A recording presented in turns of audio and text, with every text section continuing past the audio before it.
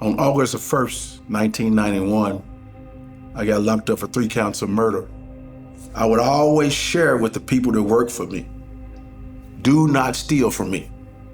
You don't have to. Ask me, I'll give it to you. Well, one person stole, he lost his life. Walter Webster. Michael Neely, he lost his life. He got shot in the back of the head while in the car, while I'm driving. Abram Webster, he got shot at point blank range with a sawed-off shotgun. Lost his life.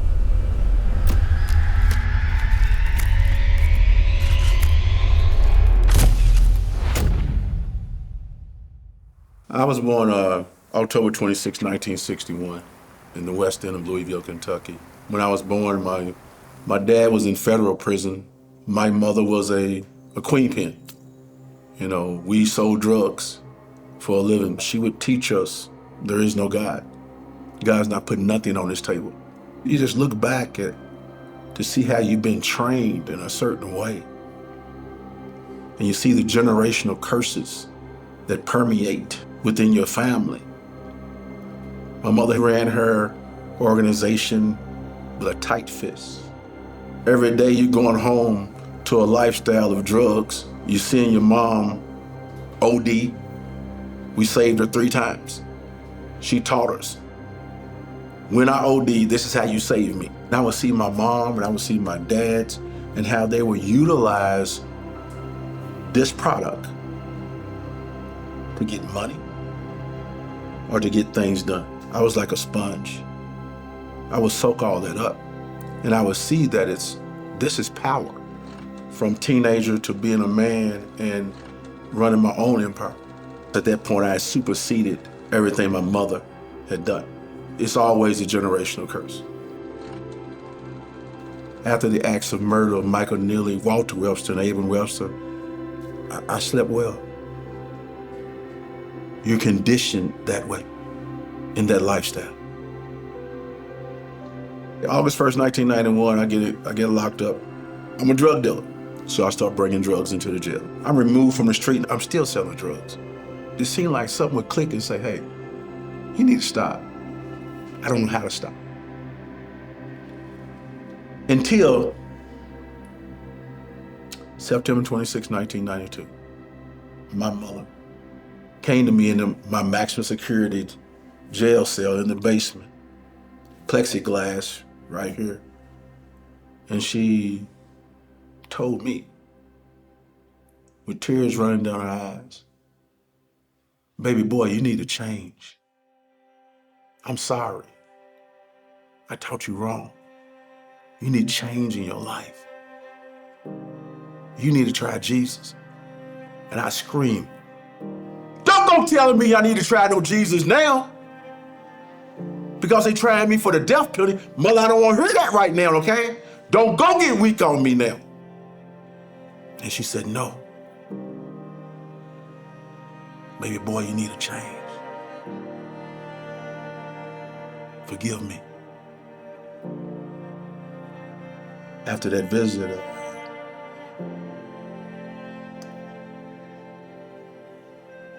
my room was this size. That bed was right here. And all this is going through my head. And that jailhouse minister came. I said, you always come here telling us we need Jesus Christ. The other day, my mother was here telling me, I need Jesus Christ. He said, you do. He said, I see you on the news every day. And they talk about you're a horrible person. You're a menace to society. And that you need to fry the electric chair. And he asked me, have you ever heard of Paul in the Bible? He killed Christians. And Christ used him for the kingdom. God uses murderers? He can use me. He said he uses people just like you. And he asked me, he said, would you like to accept him? If he can change my mother, He's got to be able to change me. And from that moment forward, the life that I had lived up until then was a life that I would no longer live. I got locked up in August 91. My daughter was born 2 months later. Didn't get to hold her as a free man, knowing that I didn't want to do with them how my fathers and my mother and my generational curse did with me, but yet here I am, looking at spending the rest of my life in prison. Even though you're saved, sanctified, and set apart, you still have that pain. You look at your kids and they come on visit after visit after visit, year after year after year. Daddy, are you ever coming home? And whatever opportunity you are given, you give them Jesus Christ. Because they see, even though you are incarcerated, my daddy's making a difference. And that breeds hope that my sons could even say, I'm proud of my daddy, even from where he's at. 5 guys inside the chapel. It seats 50. Pastor Larry Coleman. He said, I know you. I see you on the news all the time. They said, you never getting out of prison. But God.